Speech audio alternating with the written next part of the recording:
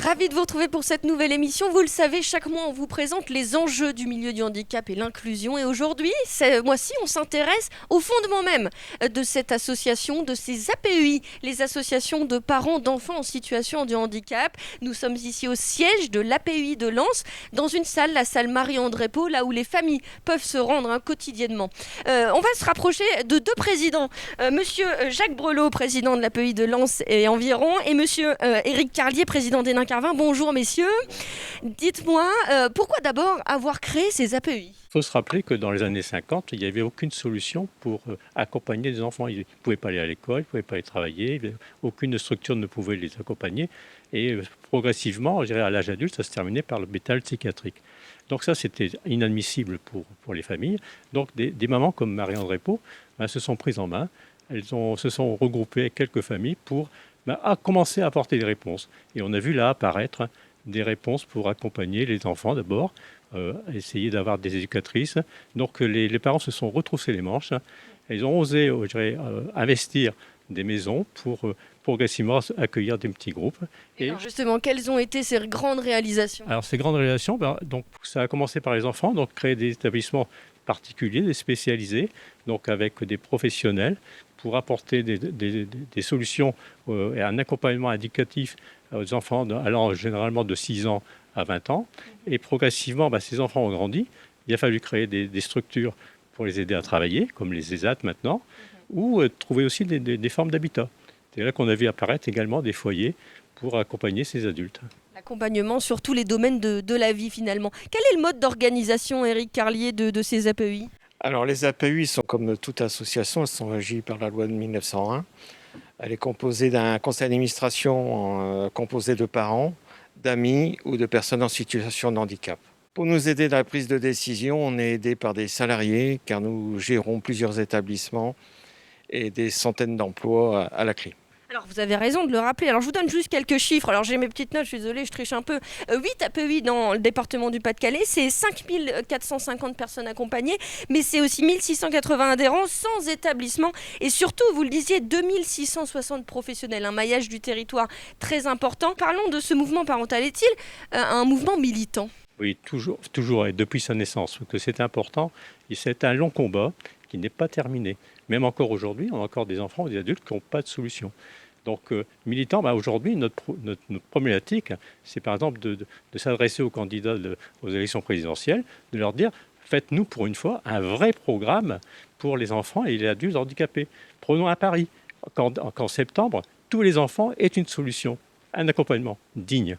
Voilà, l'appel est lancé en pleine campagne présidentielle. Dites-moi un petit peu quelles sont les valeurs des APEI. Alors la promotion de la personne en situation de handicap, la citoyenneté, l'entraide, qui est très important dans notre mouvement. Alors justement, on parlait d'entraide. Il y a des actions évidemment pour les autres parents, c'est essentiel. Et puis parce que de parent à parent, on se comprend mieux. Voilà, tout à fait. On a de nouvelles problématiques encore aujourd'hui. Par exemple, aujourd'hui, les adultes qui sont rentrés dans les ESAT arrivent à l'âge de la retraite et à 60 ans, ils se retrouvent sans aucun accompagnement. Donc voilà, je dirais une mission d'association parentale, c'est d'offrir un service pour avoir une continuité, ne pas les laisser dans la nature, isolés. Et donc, il y a des bénévoles qui sont de nouveau retroussés les manches. Ils vendent des brioches pour aller créer un petit service pour faire du lien et faire en sorte que les personnes puissent s'insérer dans l'environnement, dans leur ville. Et alors justement, Frédéric Touchard est allé à la rencontre de Jacqueline. Elle est senior, elle est en retraite. Et justement, pour rompre cet isolement dont vous parliez, un service a été créé pour justement continuer à les accompagner. Regardez ce reportage. Jacqueline a 65 ans, elle vit à Grenay. Cette ancienne salariée de l'ESAT a atteint l'âge de la retraite depuis 2019 et bénéficie de l'accompagnement du service retraité ESAT mis en place par l'APEI de Lens. Si la retraite est souvent un cap difficile à passer, pour les personnes en situation de handicap, c'est encore plus vrai.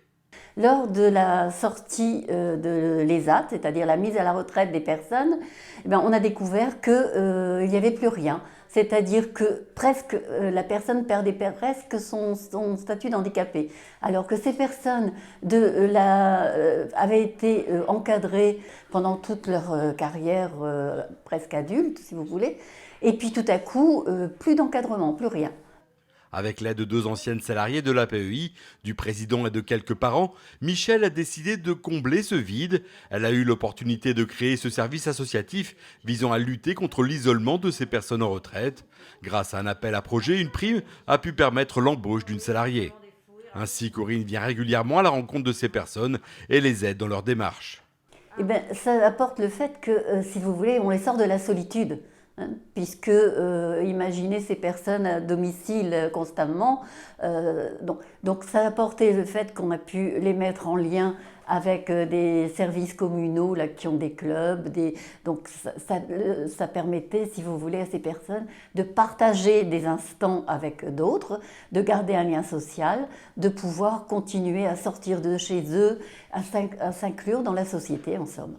Depuis qu'elle a rejoint le service retraité ESAT, Jacqueline va régulièrement au centre culturel Les Brebis à Mazingarbe pour faire plusieurs activités comme le crochet ou la peinture. Et alors qu'elle ne savait ni lire ni écrire, elle a même commencé à apprendre l'alphabet. Ça apporte à prendre le bus, un petit peu de tout. Parce que je ne savais pas prendre le bus, mais je préfère le bus maintenant. Maintenant, je prends le bus numéro 18. Je raconte du monde, il y a plein de monde là-bas. Il y a plein de gens qui font la machine à coudre. D'ailleurs, je fais une machine à coudre par là, je fais la machine aussi. Je fais un couvre-lit, je fais une oreiller moi-même. Outre la recherche de subventions, c'est grâce à l'investissement de bénévoles qui chaque année vendent des brioches à son profit que le service retraité ESAT existe et perdure. En quelques années, il est devenu primordial pour que ces personnes en situation de handicap conservent un lien social. Alors j'ai rejoint Olivia Piotre, bonjour. Bonjour. Vous êtes administratrice depuis 10 ans ici à l'APEI de Lens. Vous êtes maman de Julia, 19 ans, qui est accueillie à l'IME à Lens. J'ai envie de vous demander, qu'est-ce qui vous préoccupe en tant que parent? Qu'est-ce qui préoccupe les parents d'enfants en situation de handicap aujourd'hui? Ce qui nous préoccupe essentiellement, c'est vraiment le discours en fait, qu'on peut entendre où on aurait un monde ordinaire et un monde du handicap. On n'est pas du tout dans cette idée-là aujourd'hui. On est dans un monde de complémentarité où chacun doit aider l'autre. Donc on n'a pas ce monde qui est segmenté. On est vraiment... le handicap, ça peut toucher tout le monde à n'importe quel moment. Les enfants, les adultes. Un accident de la vie, c'est vite arrivé. Et donc il ne faut vraiment pas avoir ce discours fragmenté.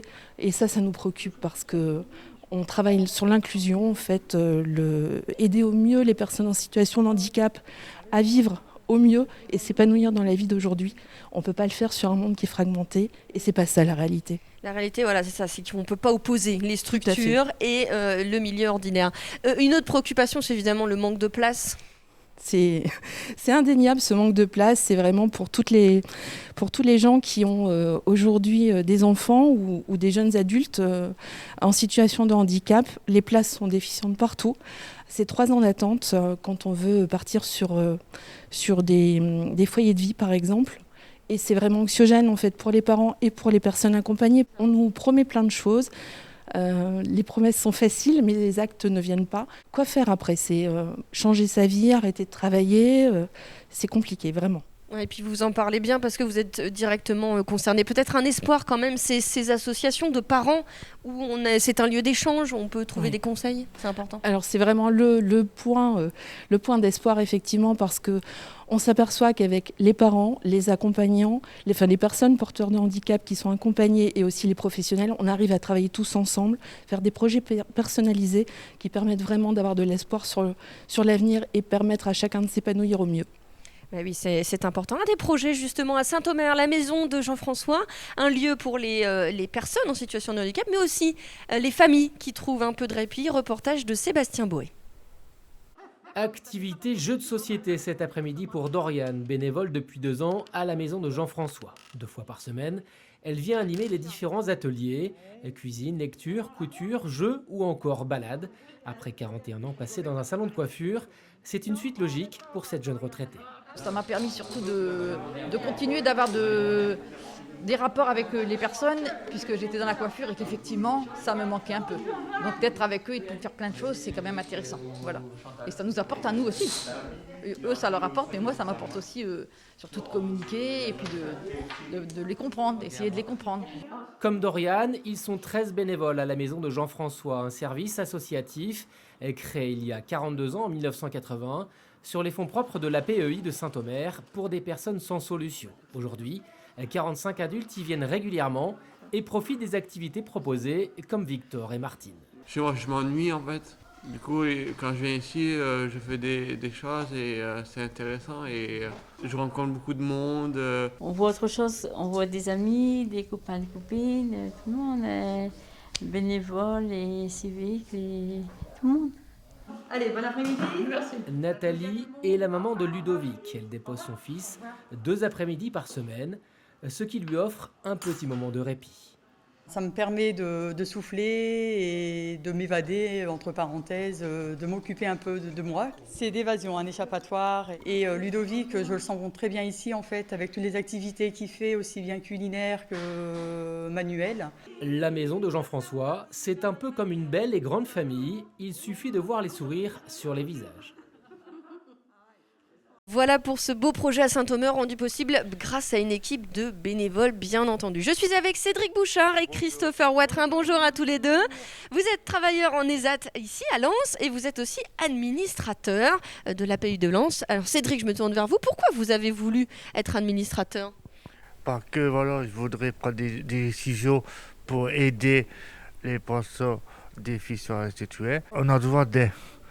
Niveau de la lecture, niveau de l'écriture, mais ça va, il peut nous comprendre. Mais il y a des décisions qu'on peut prendre seul.